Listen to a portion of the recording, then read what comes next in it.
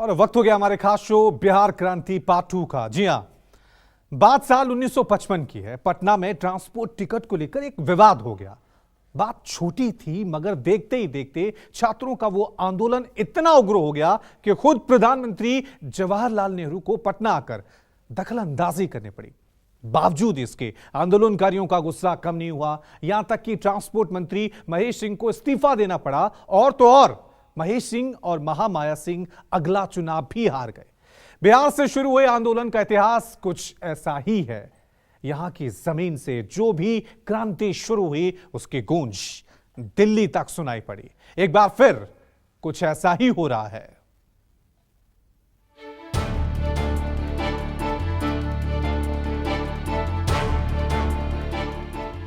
ये तप की धरती है, ये जप की धरती है, ये चंद्रगुप्त की धरती है, ये चाणक्य की धरती है, ये ज्ञान की धरती है, ये अजान की धरती है, ये धरती है कर्ण के कर्म की, ये धरती है धर्म के मर्म की, ये धरती है अशोक की, ये धरती है बुद्ध की, ये धरती है क्रांति की, ये धरती है शांति की, ये धरती है आंदोलन की, ये धरती है परिवर्तन की, ये धरती है बिहार की।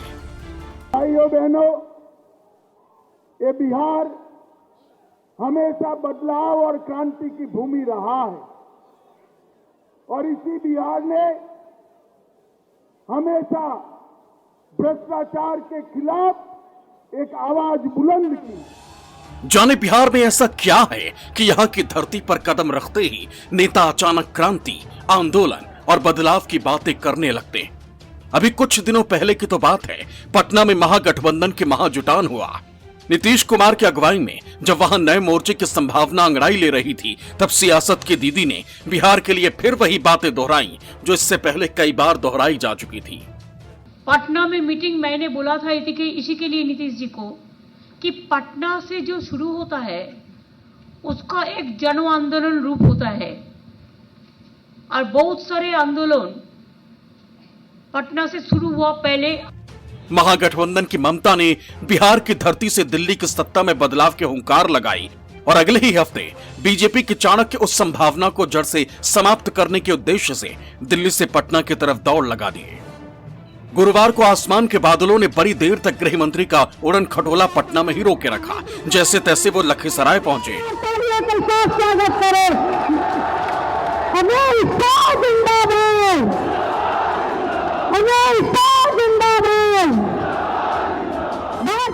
तो उनकी जुबान पर अपने पुराने साथी के लिए छलिया का अलंकार और पलटू बाबू का विशेषण था। ये पलटू बाबू नीतीश कुमार जी पूछ रहे थे कि 9 साल में क्या किया।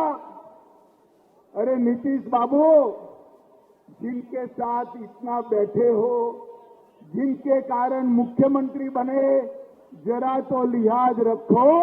9 साल में देश भर में ढेर सारे काम मोदी जी ने किए हैं। लखीसराय से ये ललकार ये बताने के लिए काफी है कि बिहार से देश की सियासत में बदलाव की संभावना तलाश रहे नीतीश कुमार को अब उन्हीं के गढ़ में चुनौती देने की रणनीति तैयार हो चुकी है। 23 जून को पटना में महागठबंधन का महाजुटान और उसके एक सप्ताह के अंदर जेडीयू के सबसे बड़े गढ़ में अमित शाह का हल्ला बोल। ये कोई महज सियासी इत्तेफाक नहीं है, बल्कि गृह मंत्री अमित शाह ने नीतीश कुमार के बढ़ते सियासी कद और सियासी संभावनाओं को ध्वस्त करने की कोशिश की है, जिसके जरिए वो लगातार बीजेपी पर हमला बोलने की कोशिश में लगे थे।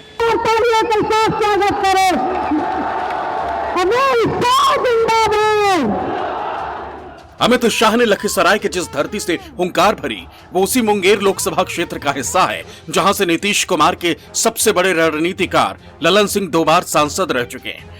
यहाँ इस बात को दोहराना बेहतर होगा, तब बीजेपी और जेडीयू में दोस्ती का दौर था और अब सियासी अदावत के इस वक्त में ये समझने के लिए कोई सियासी पंडित होना कतई जरूरी नहीं कि बीजेपी यहाँ से जेडीयू को उसी के गढ़ में घेरने की कवायद शुरू कर चुकी है। और ऐसा भी नहीं कि उसकी नजर सिर्फ मुंगेर तक है। मुंगेर के आसपास 2 और लोकसभा क्षेत्र हैं, जमुई और बेगूसराय। जमुई से चिराग पासवान सांसद है, जबकि बेगूसराय गिरिराज सिंह का गढ़ है। इन तीनों लोकसभा क्षेत्रों में करीब 20 विधानसभा सीटें भी आती हैं। साफ है कि बीजेपी इस पूरे क्षेत्र में अपना रणनीतिक प्रभुत्व मजबूत करना चाहती है ताकि जेडीयू के सीटों के गणित और नीतीश कुमार के बढ़ते सियासी कद दोनों को जितना मुमकिन हो सके काबू कर पाए।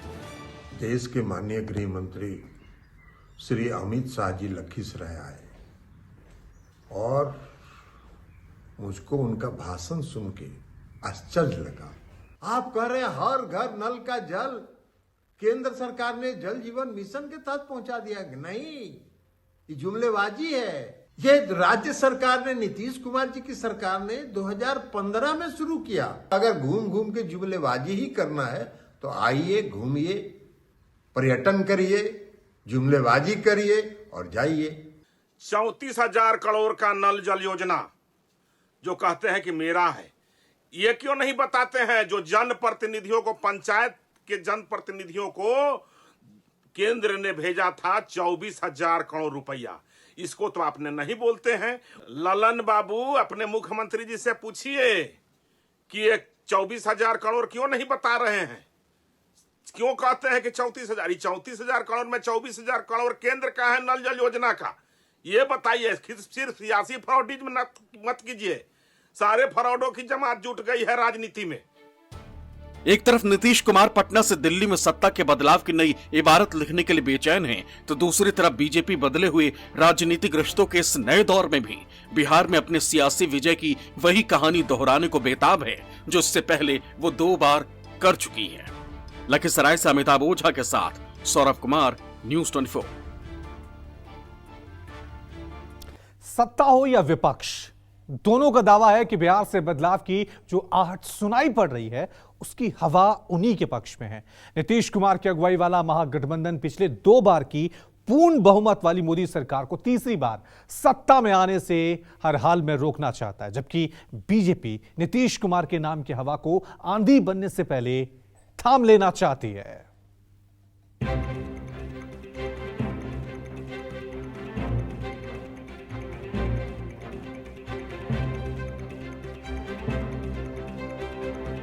कुछ दिन पहले इनकी एक फोटो ऑप कार्यक्रम हुआ था, मिलकर के फोटो निकालने का एक कार्यक्रम हुआ था। पटना में जब से महागठबंधन का महाजुटान हुआ तब से ही नीतीश कुमार बीजेपी की सबसे बड़ी तिकड़ी के निशाने पर हैं। अगर प्रहार की पहली कमान खुद प्रधानमंत्री के हाथों में है तो पार्टी के चाणक्य भी उनसे ज्यादा पीछे नहीं। पटना में एक फोटो सेशन चल रहा है, सारे विपक्ष के नेता एक मंच पर इकट्ठा हो रहे हैं और संदेश देना चाहते हैं कि हम भारतीय जनता पार्टी को, एनडीए को और मोदी जी को चैलेंज करेंगे। मैं सारे विपक्ष के नेताओं को एक कहना चाहता हूं, कितने भी हाथ मिला लो, आपकी एकता कभी संभव नहीं है। 23 तारीख को सारे पटना में ये गलबाइयां कर रहे हैं, गले मिल रहे हैं, मुलाकात कर रहे हैं। यही नीतीश कुमार पूरे 20 महीने जेल की शिक्षों के पीछे कांग्रेस पार्टी की इंदिरा गांधी ने डाला था। आज पटना की धरती पर राहुल को आदर सहित उनको स्वागत करते हुए जब मैं इनकी तस्वीरें देख रहा हूं तो मुझे याद आता है कि राजनीति में क्या से क्या हो गया। सरकार के कद्दावर नेताओं की ये फौज अचानक नीतीश कुमार पर इतनी हमलावर क्यों है? क्यों नीतीश की अगुवाई में अभी जिस सामूहिक विपक्ष के बीज भी जमीन में ठीक से बोए नहीं गए, उसके दरख्तों के बीच से बीजेपी को बदलाव और आंदोलन की आहट सुनाई देने लगी है? क्यों? देश में आंदोलनों के इतिहास के पन्नों को पलटे तो सबसे बड़ा आंदोलन बिहार में हुआ था। साल 1974 में आपातकाल के विरोध में हुए इस आंदोलन की कमान जेपी आनी जयप्रकाश नारायण ने संभाली और संपूर्ण क्रांति के नारे से राजनीति का इतिहास ही बदल दिया। आपातकाल के बाद हुए इस चुनाव में तब इंदिरा गांधी की ताकतवर शख्सियत को भी हार का सामना करना पड़ा और उसके बाद देश में गैर कांग्रेसी सरकार अस्तित्व में आई। नीतीश कुमार, लालू यादव, रामविलास पासवान इसी आंदोलन की उपज हैं।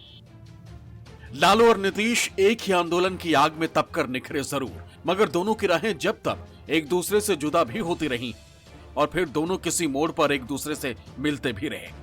ये सियासत का कितना बड़ा विरोधाभास है कि जिस नीतीश कुमार ने बीजेपी से हाथ मिलाकर दो बार लालू परिवार को बिहार की सत्ता से बाहर का रास्ता दिखाया, अब वही लालू यादव नीतीश को प्रधानमंत्री की कुर्सी पर देखना चाहते हैं। और एक चीज हम बता देते हैं, अपने बारे में बता देते हैं, हमको नहीं बनना है, ये अच्छी तरह जान लीजिए। हम सबको खाली एकजुट करने में लगे, अपने लिए हमको नहीं कुछ चाहिए, हम देश के हित में काम करेंगे और बाकी सब लोग होंगे, दूसरे लोग होंगे, सब बैठ करके तय करेंगे। नीतीश ने भले अपने नाम को फिलहाल प्रधानमंत्री के रेस से बाहर रखा हो, मगर जानने वाले जानते हैं कि सियासत में समीकरण बदलते ज्यादा देर नहीं लगती और जटिल समीकरणों को अपने पक्ष में साधने का हुनर तो नीतीश ने तब से ही साधना शुरू कर दिया था जब मंडल और कमंडल के दौर में देश की सियासत भी करवट बदलने लगी थी। उस वक्त भी बदलाव की शुरुआत इसी बिहार से हुई थी। प्रधानमंत्री बीपी सिंह साल 1990 में मंडल आयोग लेकर आए। बिहार के सवर्ण छात्रों ने इसका विरोध में आंदोलन शुरू किया। देखते ही देखते इसकी आग में पूरा बिहार जल उठा। आंदोलन की इस आग की लपेट पूरे देश में फैली। उसी के बाद 90 की शुरुआती दशक में मंडल बनाम कमंडल की राजनीति का नया दौर शुरू हुआ और अगले करीब 2 दशक तक सभी सरकारों पर इसका असर भी दिखाई दिया।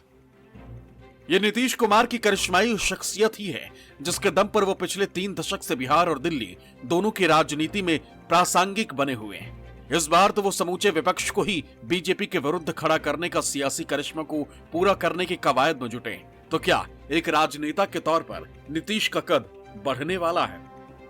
नीतीश कुमार जो कल तक एनडीए के साथ थे, आज विपक्षी एकजुटता के अगुवा तो बने हुए हैं और उस अगुवा बनने के क्रम में वो सीधे सीधे भारतीय जनता पार्टी को चुनौती भी दे रहे हैं कि अगर इतनी सीटें हम घटा देंगे तो जो आंकड़ा है जिसकी वजह से सरकार बनती है या नहीं बनती है उस आंकड़े को नहीं छू पाएंगे।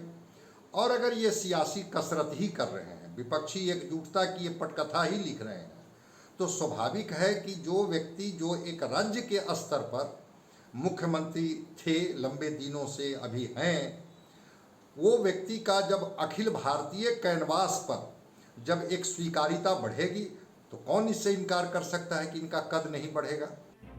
2024 के चुनाव में नीतीश के सामने चुनौती सिर्फ विपक्ष को एकजुट रखने की ही नहीं है, बल्कि इसके साथ उन्हें बिहार की उस धरती पर भी बीजेपी को कड़ी टक्कर देनी होगी जहां से उन्होंने सियासत में बदलाव की इबारत लिखनी शुरू की है।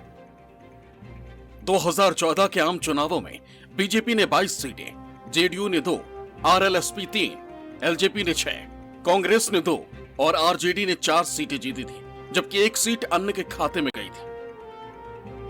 जबकि 2019 में लोकसभा की 40 सीटों पर बीजेपी को 17, जेडीयू को 16 और एलजेपी को 6 सीटों पर जीत हासिल हुई। 1 सीट कांग्रेस को मिली। वहीं लालू यादव की आरजेडी का यहां खाता भी नहीं खुला है। मगर इस बार वक्त अलग है, हालात अलग है और सियासत भी अलग है। सियासी दोस्त एक दूसरे के दुश्मन बन चुके हैं और दुश्मन बन चुके हैं दोस्त। तब नीतीश बीजेपी के साथ चुनावी मैदान में उतरते थे और इस बार वो प्रधानमंत्री मोदी की विजय रथ के घोड़े की लगाम थामने के इरादे से उतरने वाले हैं।